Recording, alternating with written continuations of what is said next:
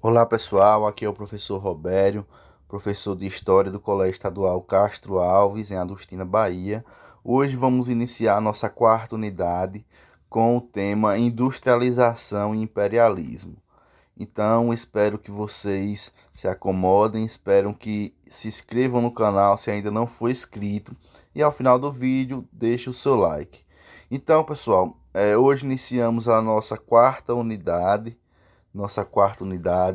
nesse período letivo e vamos começar o nosso assunto propriamente dito, que é industrialização e imperialismo.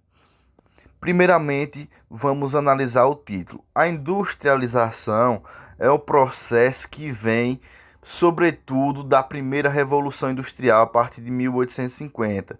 E depois, com todo esse processo de inovação tecnológica, com a iniciação do capitalismo como forma de acúmulo de capital, como forma de giro do capital, como forma de movimentação da sociedade, o sistema capitalista vai impulsionar o imperialismo. O que seria o imperialismo?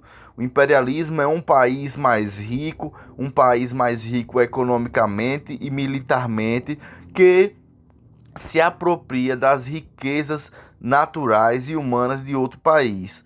Por exemplo, esse imperialismo é como se fosse um novo colonialismo. Então, o Brasil foi colônia de Portugal a partir de 1500, o que significa dizer que todas as riquezas do Brasil foram levadas para Portugal como forma de colônia. O Brasil era colônia de Portugal. Já no imperialismo, significa dizer basicamente a mesma coisa, que é uma nova forma de colonialismo. Ainda hoje existe isso. Ainda hoje existe essa forma de imperialismo, que é o que? Os países mais ricos dominam os países mais pobres. Por exemplo, uma empresa como a Coca-Cola, ela é uma empresa norte-americana, uma empresa dos Estados Unidos da América. A Coca-Cola, ela tem várias sedes em vários países, várias fábricas. E principalmente a Coca-Cola vai buscar adentrar nos países mais pobres com a mão de obra mais barata. Então, isso é uma forma de colonialismo, uma forma de extrair a mão de obra barata de um determinado lugar. Mas agora nós vamos analisar de forma mais aprofundada o que é industrialização, o que foi industrialização e o imperialismo. Revolução Industrial.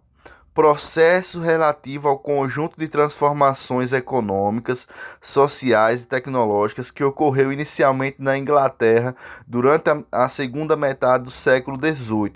Segunda metade do século XVIII é basicamente a partir de 1750 mais adiante, se alastrando para outros países europeus, como Estados Unidos, e de maneira desigual e irregular em outras regiões. Então, a industrialização ela vai se potencializar nos grandes países, como por exemplo nos Estados Unidos. E a forma de industrialização, a forma de acúmulo de riqueza e acúmulo de capital vai fazer com que os Estados Unidos se tornasse a maior potência mundial, juntamente, hoje é claro, com a China.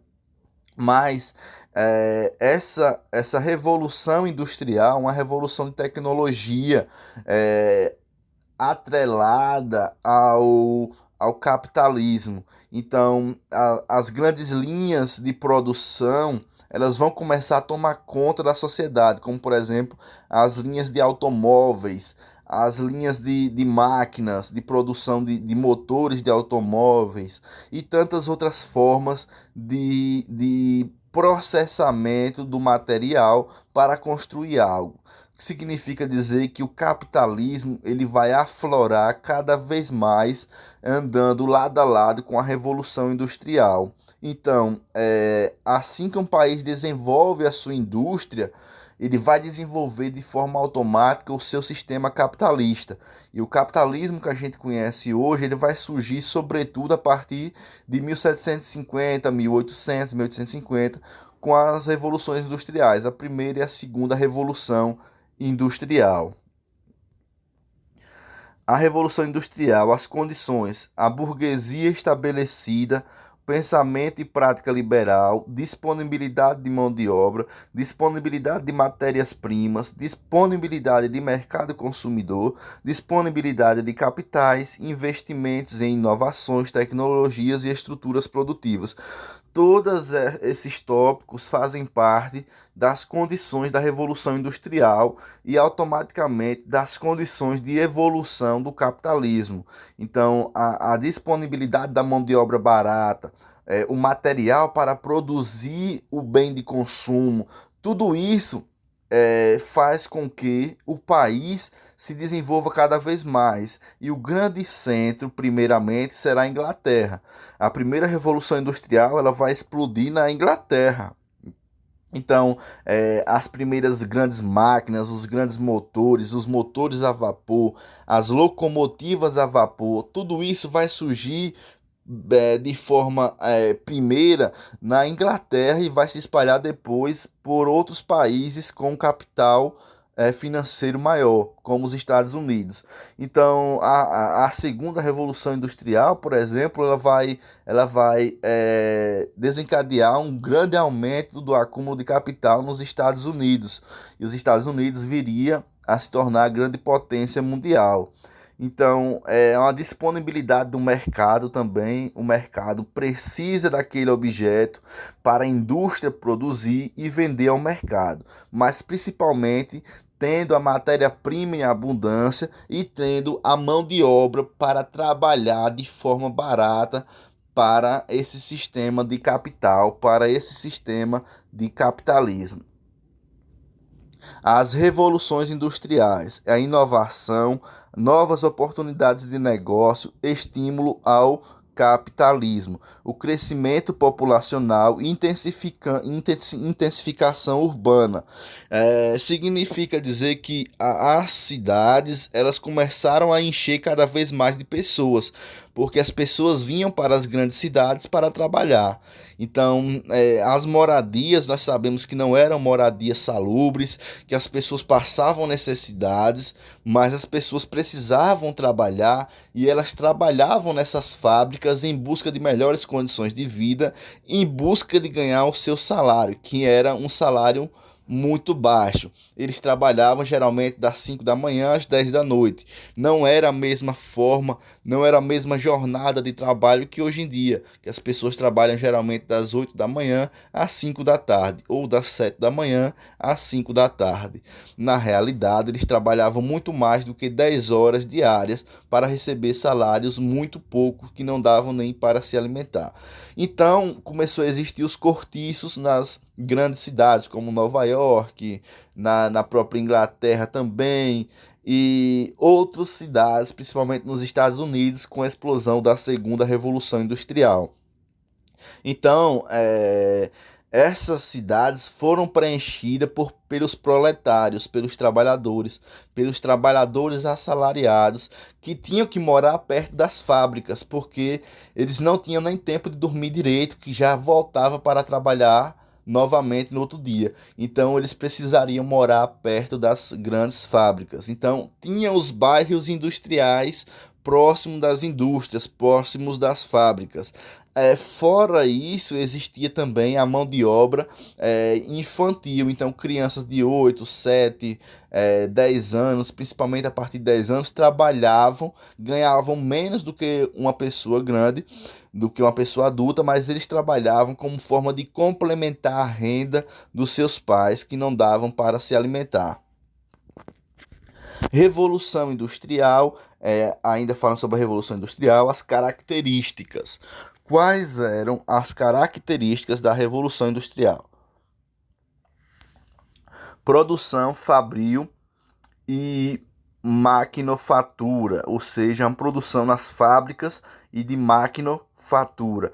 Maior controle e produção em série, ou seja, o que é uma produção em série? Uma produção em larga escala. Eles vão produzir muitas coisas ao mesmo tempo ou vão produzir várias coisas da mesma, ou seja, vocês conseguem ver na imagem aí uma linha de produção possivelmente de automóveis, de carro. É uma linha de montagem na década de 1920.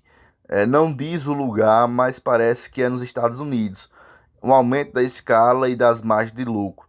É, Aí você consegue ver uma linha de produção, uma linha de montagem do carro, provavelmente do carro da Ford, que foi o primeiro carro produzido no mundo lá nos Estados Unidos da América. Revolução Industrial, 1767, a máquina de fiar e James Hargreaves. Então aí vocês conseguem ver uma máquina de fiar tecido, de produzir roupas, de produzir tecidos para depois produzir as roupas, melhor dizendo, que foi inventada por James Hargreaves. Vocês conseguem ver um tear hidráulico de Richard Arkwright, que é um tear, significa também uma máquina de madeira que produz tecido para produzir os tecidos e depois produzir as roupas. Então, a máquina de tear de 1768. Em 1768, James Watt aperfeiçoou a criação da máquina a vapor. Então aí vocês conseguem ver uma máquina a vapor, que é a primeira máquina criada na humanidade. Então não existia gasolina, não existia o diesel, não existia outras formas de energia. Então eles vão fazer a máquina a vapor, que é o que? Funciona como uma panela de pressão, podemos dizer assim. Tinha que existir o fogo para aquecer a caldeira, gerar pressão e movimentar os pistões da máquina, fazendo com que a máquina rodasse, fazendo com que a máquina se desenvolvesse. Revolução Industrial. Com o auxílio da ciência, inventores criavam novas máquinas e novos métodos de produção industrial. Em 1779, Samuel Crompton inventou uma máquina fiadora movida a vapor e melhorias técnicas posteriores levaram o inventor Edmund Cartwright em 1785 a aperfeiçoar este tipo de máquina. Então perceba, se a máquina de tear, a máquina fiadora de fazer os tecidos era à mão, era manual, a partir de 1779 eles começaram a introduzir a máquina a vapor, que vai fazer com que não precise da força humana, mas sim da força do vapor. Então isso vai melhorar e vai aumentar a produtividade dos fios, o processamento dos fios na produção de tecido e depois de vestimentas, de roupas.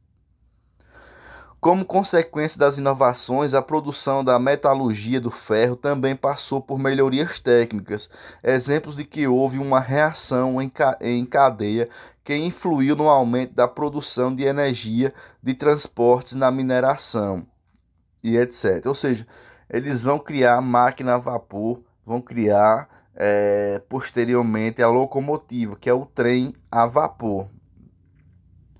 O trem a vapor de George Stephenson, 1825. Vocês conseguem ver nessa imagem o primeiro trem a vapor do mundo.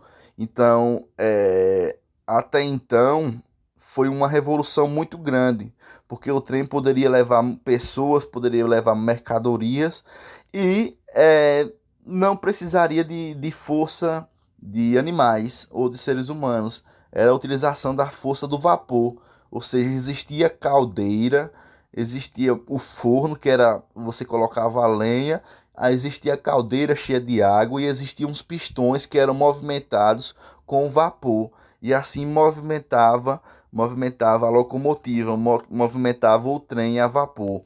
E esse trem, ele vai ser o protótipo. A partir dele vão ser construídos outros trens muito maiores, com motores muito maiores, que vão intensificar as produções, a leva de produtos de mineração para a produção do metal, para o aumento do acúmulo de riquezas, para o aumento da exportação, da importação e da exportação.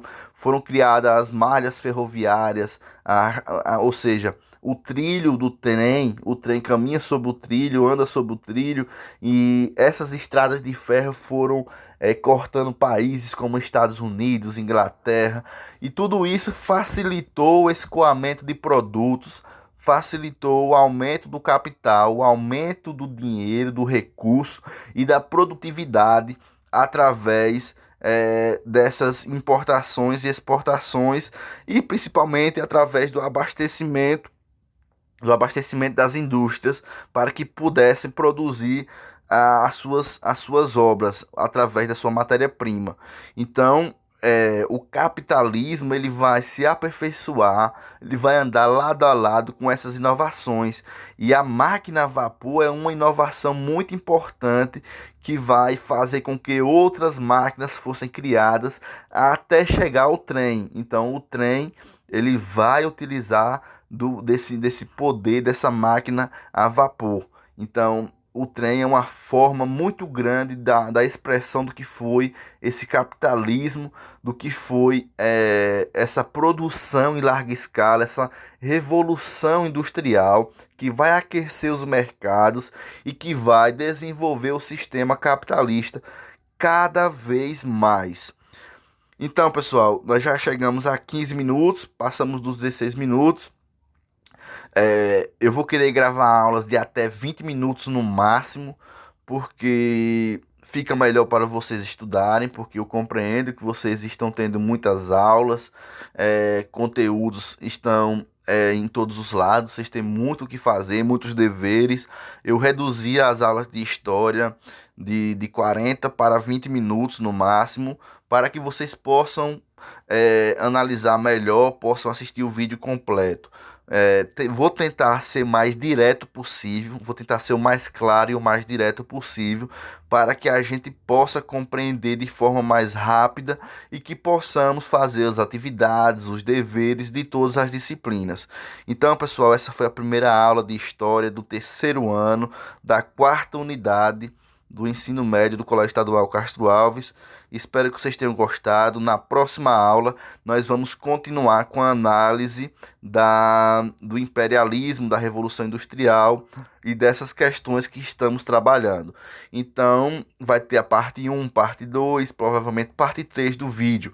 Vídeos curtos, vídeos mais diretos, que vocês possam compreender melhor. Então um abraço e até a próxima aula.